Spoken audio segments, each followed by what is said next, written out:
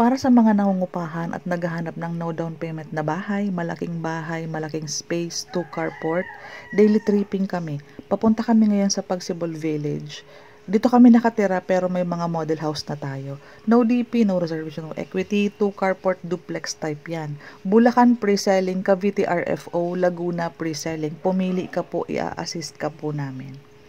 So, duplex type si Pagsibol Village, 54 square meters ang lote, kaya 2 carport po yan. 64 po ang house area kasi expanded siya ngayon.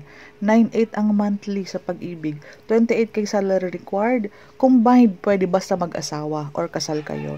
Ito kasi is well ventilated, maaliwalas, mahangin, tipid kuryente at aircon kasi madaming bintana. Bilangin mo po ang bintana na nakapalibot sa bahay mo, ang dami po niyan. So, ang deliverable natin is full na po ang fully painted na ang labas. Ang loob natin is naka first coating ka na. At hindi ka na magpa-skim coat. Naka sliding windows ka na. Bakal ang hagdanan mo. Extended yung kitchen. Ayan po, isa, dalawa, tatlo, apat na bintana.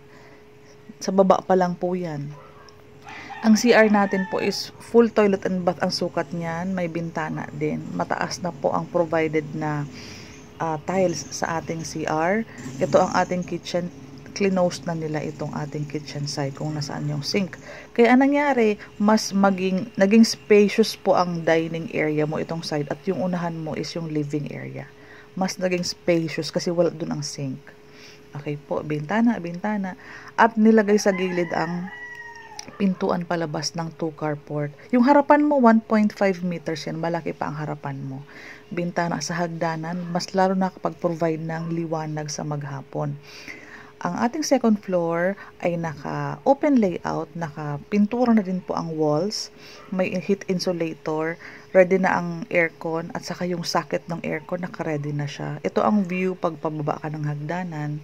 Ayan, bintana, 2 bintana each room. So, ventilated, maliwanag, tipid kuryente, tipid aircon.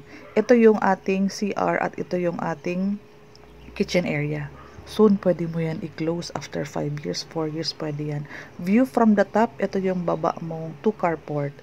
54 square meters, kaya malaki ang ating excess lot. Sagad 2 carport yon kung may malaki kayong sasakyan. Pero pwede siyang i-close na maging dining area. Visit mo yung bahay namin, papakita ko sa iyo ang improvement ng expanded na.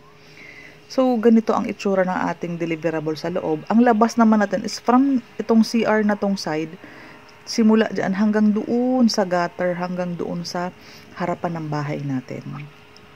So, bintana, ito ang view sa gilid ng bahay. Ayan, hanggang dyan. O, nakikita mo, ang laki pa ng space sa harapan. 1.5 meters pa yan. Diyan ka magbabakod at dito. So, naka-close na yung mga gilid ng ceiling mo. Ito naman yung old model namin. Pansinin mo, hindi kami naka-sliding windows. Naka-jalousie kami dito. Nagpapapalit pa kami. 4,000 per window yan. Sa dami ng bintana, magkano pa ang gastos. Pero sa new and improved Pagsibol Village South Phase 2 ng Naik Cavite, mga sliding windows na kayo. Ganyan po.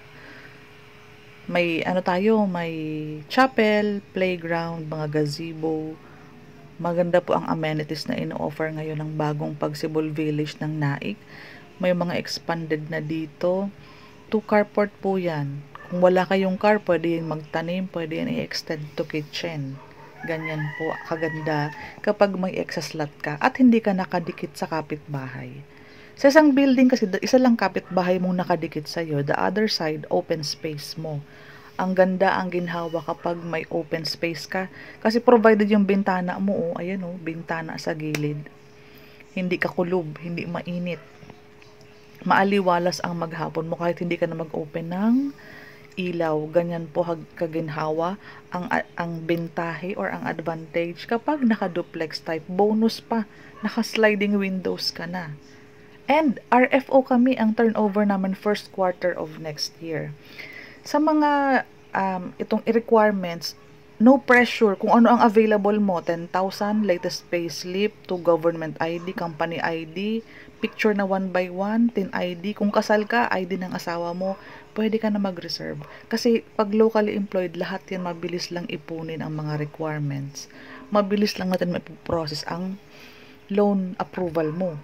Basta makomplete mo yan, papasa na natin.